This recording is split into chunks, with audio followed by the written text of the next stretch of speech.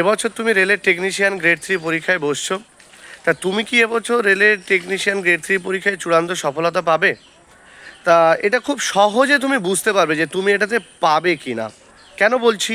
কারণ আমি যখন ডকুমেন্টস ভেরিফিকেশান মেডিকেল করেছিলাম, তাদের সঙ্গে কথা বলে যে অভিজ্ঞতা এবং নিজের যে অভিজ্ঞতা, তার ভিত্তিতে বলছি তুমি পড়াশোনাটা এমনভাবে করবে যে পড়াশোনা তুমি এর আগে করো এবং তার জন্য একটা তোমার বিরাট অভিজ্ঞতা থাকবে যে এটা আমার জীবনে একটা স্মরণীয় পড়াশোনা।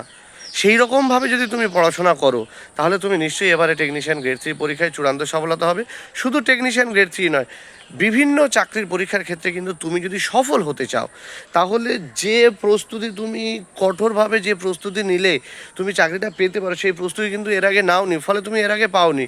এখন এমনভাবেই নাও যে প্রস্তুতিতে কিন্তু তোমার সেটা সারা জীবনের স্মরণীয় হয়ে থাকবে, যে না সত্যি এইরকমভাবে তখন পড়েছিলাম, এত ঘন্টা পড়েছিলাম, এত পরিশ্রম করেছিলাম, এত কিছু ত্যাগ করে পড়াশোনা করেছিলাম।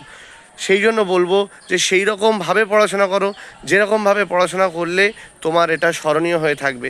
আর এই রকমভাবে পড়াশোনা করলে তুমি এবারেই কিন্তু 2025 সালে যে টেকনিশিয়ান গ্রেড 3 পরীক্ষা নোটিফিকেশান ছেড়েছে, সেটাতেও কিন্তু সফল হতে পারবে। ভালো থাকবে প্রত্যেকে। এবং একটা কথাই বলবো যে তোমার সফলতার জন্য কিন্তু তুমিই কিন্তু সবথেকে বেশি গুরুত্বপূর্ণ। তোমার শিক্ষক, তোমার পরিবেশ কিন্তু অতটা গুরুত্বপূর্ণ নয়, কারণ তোমার উপরে ডিপেন্ড করছে তুমি সফল হবে কি না।